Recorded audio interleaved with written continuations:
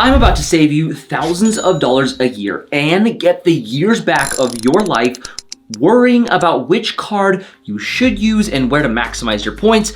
And the best part is, by the end of it, earning you up to $1 million in cash back. Now, look, I did the math and tried every credit card on the market. Yes, even the gold and platinum cards from Amex. And after all of that, I found every little dark secret and trick in the credit card book in order to maximize rewards without having, a dozen cards and trying to remember which one you need to use for Starbucks and which one is, best for restaurants. Now, this video did take a long time to put together, so if you don't mind taking a second to smash the like button, and so the credit card fairy can grant you one wish. And no, you can't wish for more wishes.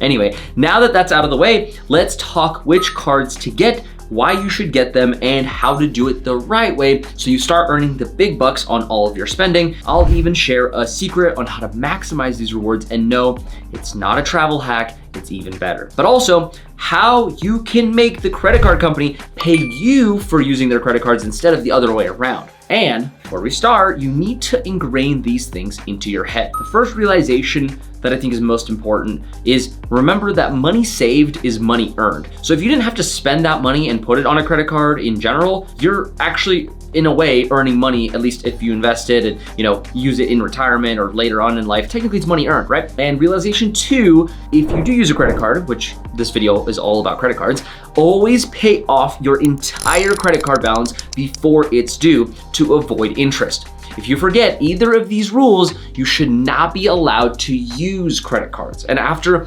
using all of these different cards, I sat down and had a hard realization. Most people are not like me. Hell, I don't even want to have 10 cards just to earn an extra few dollars a year. You see, originally, the cards that I wanted to cover are cards like the Chase Freedom Unlimited, Discover It card, the Venmo card, even the infamous Apple card that was going viral a couple years back. And look, they're great, but there's only 2 cards that occupy 100% of my spending. And one, the Amazon card, which will give you 5 to 6% cash back on all Amazon purchases. And it has a $99 yearly fee for Amazon Prime. And the second card is the Robinhood Gold card that requires you to pay $50 a year to have their card. But it comes with so many perks that we're gonna get into. But guess what? Those fees won't matter because the cash back you'll receive if you use them like you should is way more than what you would pay in fees. So to get that point across, let me break it down for you. The average person spends around $1,300 a year on Amazon. And for me, I spent around $6,000 last year. And some years are more, some years are less, but on average, people usually spend $1,300. So if you're like me, the Amazon card is well worth it. But let's say you only spend the average. That means you'll only earn about $65 to $78 in credit card rewards. But wait, Ruth, that's not $99 or more. This doesn't even cover my fee and is actually losing me money.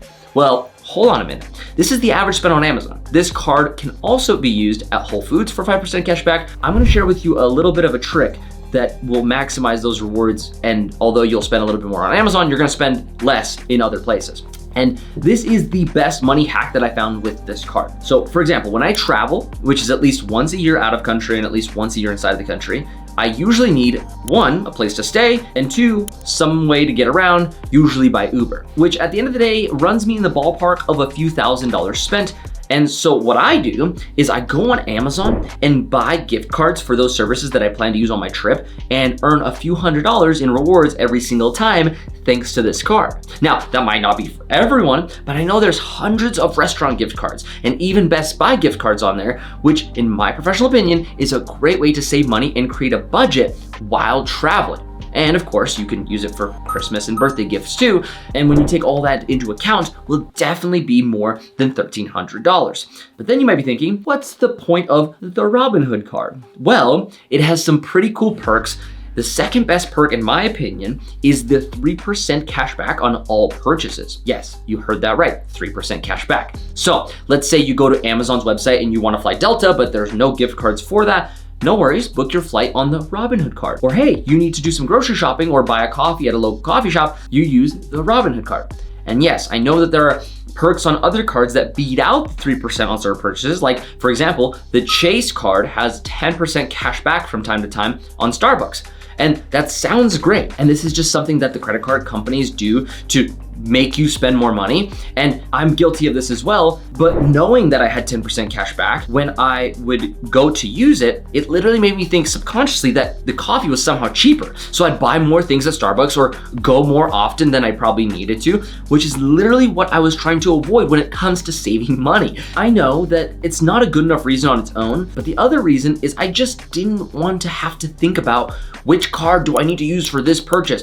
And having 10 different cards in my wallet, like I used to carry around, was a big hassle. So if I'm shopping on Amazon, it's one card, and if it's anywhere else, it's the Robinhood card. So that's what led me to decide that I only need to have 2 credit cards. And look, I'm not saying to go and close your accounts. In fact, if you have a long credit history on a card or 2, definitely keep them open, even if you chop them up. Here is how.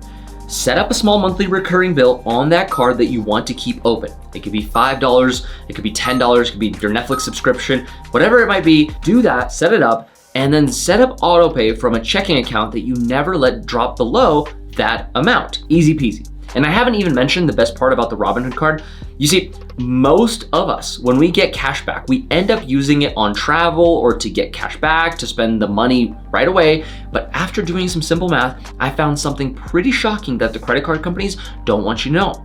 You see, if you got 3% cash back on all of your purchases for life, and instead of spending it, you instead invested it into the S&P 500, you would on average have $800,000 to $1 million in retirement. Yes, you did hear that right. And that's at no additional money from your own investment plans, just credit card rewards points compounded for life. And the Robinhood card makes it super duper easy, allowing you to transfer your earned cash straight into your portfolio with no hidden fees. Pretty cool, right? And that's it. Now you have the best credit cards making you a millionaire while you go about enjoying your life. And on top of all of that, you have the peace of mind that you only have to worry about 2 cards instead of a dozen. And if you enjoyed this video, the majestic YouTube algorithm thinks you'll enjoy one of these videos next. I'll catch you in the next one. Peace.